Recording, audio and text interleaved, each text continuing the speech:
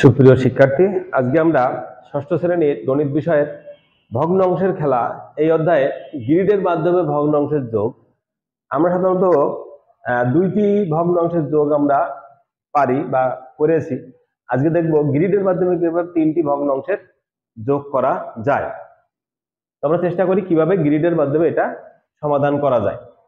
আমরা তিনটেকে এট এ টাইম যোগ করতে পারি অথবা দুটো যোগ করে বাকি আরেকটার সাথে যোগ করতে পারি। আমি তিনটেকে কিভাবে একসাথে যোগ করতে পারি এটা দেখি। প্রথমে আমরা 4 ভাগের 3 ভাগ, এটাকে আমরা গ্রিডের মাধ্যমে কিভাবে দেখাতে পারি।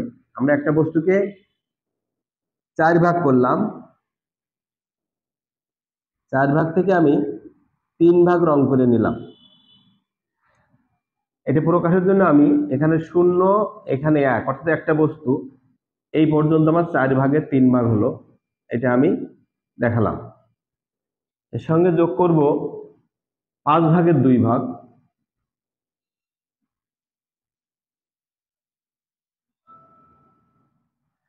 আমরা একটা জিনিস খেয়াল করতে হবে যে আমরা যদি এই ভগ্নাংশটাকে এইভাবে 4 ভাগ করি, বাকিটাকে যদি আমি এইভাবে 5 ভাগ করি, তাহলে আমার অঙ্কটা করতে সুবিধা হবে।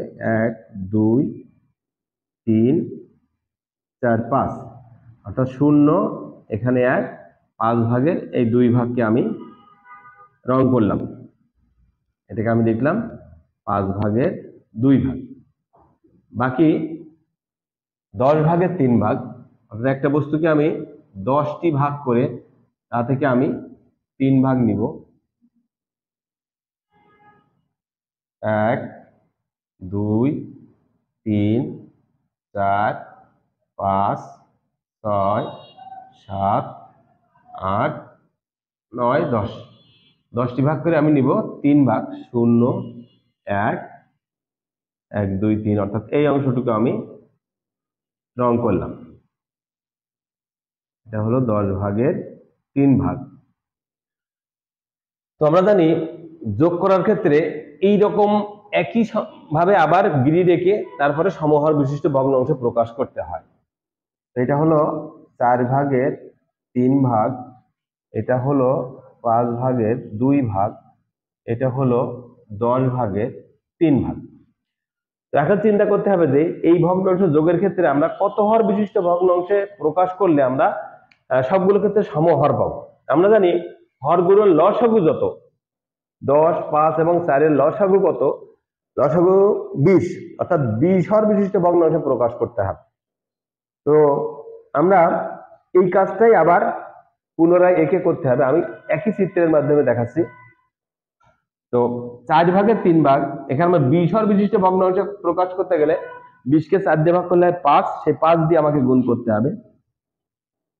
5 দিয়ে গুণ করলে এখানে কত হবে? 5 দিয়ে গুণ করার অর্থ আমাকে যেভাবে ভাগ করা আছে এর অপোজিটে অর্থাৎ বিপরীত ভাবে 5টি ভাগ দেখাতে হবে। 1 2 3 4 5 অর্থাৎ এই 5টি ভাগ করলে আমার এখন হলো, এটা হলো 15 আর এটা হলো 20, অর্থাৎ 20 ভাগের 15 ভাগ হলো। আমরা দেখি কি 20 ভাগের 15 ভাগ হলো কিনা। 1 2 3 4 5, 3 5 15, আর এখানে আর 5 যোগ করলে 20, 20 ভাগের 15 ভাগ। এখানে আছে 5 ভাগের 2 ভাগ, এটাকে 20 4 দিয়ে গুণ করলে আমরা 20 ভাগের কত ভাগ সেটা পাবো। তো 4 দিয়ে গুণ করার অর্থ যেভাবে ভাগ আছে তার বিপরীত ভাবে 4টে ভাগ করে দেওয়া, তাহলে হলো এখানে 20 4 দুগুণে 8, 20 ভাগের 8 ভাগ। বাকি থাকলো 10 ভাগের 3 ভাগ। আমরা 10 ভাগের 3 20 ভাগে রূপান্তর করতে হলে অবশ্যই 2 দিয়ে গুণ করতে হবে। 2 দিয়ে গুণ করলে হবে 6, নিচে হবে 20। 2 ভাগ করা সহজ কাজ, মাঝখান দিয়ে একটা দাগ দিলে 2 ভাগ হবে, অর্থাৎ 20 ভাগের 6 ভাগ হয়ে গেল। এটা আমার দ্বিতীয় চিত্রে এটা আসবে। আমরা একই চিত্রে দুটোই দেখালাম। সমান সমান যেটা হবে, আমরা এই ভগ্নাংশগুলোর হর 20, আমার এখানে 15 8 এবং 6, 15 যোগ 8 যোগ 6 এটা যোগ করতে হবে। আমরা 15 6 21, 15 6 21 আর 8 21 আর 8 29, 20 ভাগের 29 ভাগ আসবে। তো এটাকেও আমরা গ্রিডের মাধ্যমে কিভাবে দেখাতে পারি, আমরা একটা বস্তুকে 20 ভাগ করব, আমরা সহজে 20 ভাগ এখানে করেছিলাম, অর্থাৎ 10 ভাগ করে তারপরে আবার 2 ভাগ দিয়েছিলাম। বিভিন্ন ভাবে 20 ভাগ করা যায়। এদিকে 5 ভাগ করে এদিকে 4 ভাগ করলেও 20 হয়, এদিকে 10 ভাগ করে এদিকে 2 ভাগ করলেও 20 হবে। তো আমরা 10 ভাগ করি 1 2 3 4 5 6 7 8 9 10। আমরা একটু খেয়াল করতে হবে, যখন ভাগগুলো সমান করতে হয় তখন অবশ্যই স্কেল দিয়ে সমান করার চেষ্টা করতে হবে, এবং এভাবে টানলে আমার 20 ভাগ পেলাম। 20 ভাগ থেকে আমার আরো বেশি নিতে হবে, অর্থাৎ এখানে 0, এখানে 1, এখানে আমি টোটাল 20 ভাগ পেয়েছি। 1 2 3 4 5 6 7 8 9 10, অর্থাৎ 20 ভাগ পেয়েছি। 5 10 দুখানি 20, আমাকে নিতে হবে 20 ভাগের 29 ভাগ, অর্থাৎ আরো একটা বস্তু থেকে আমাকে আরো একটু অংশ নিতে হবে। এটাকে আবার 9 ভাগ নিতে হবে, অর্থাৎ আমাকে 1 2 3 4 5 6 7 8 9 10, আমার 10 ভাগ না করলেও হয়। 10 ভাগ করে এখান দিয়ে আবার দিলাম, তাহলে এখানে 2, অর্থাৎ দুটো বস্তু নিলাম।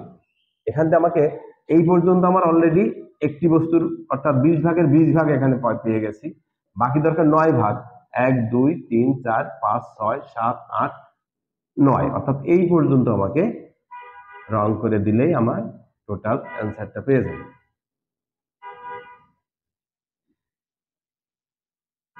এইভাবে আমরা গ্রিডের মাধ্যমে সহজে যোগ করতে পারি।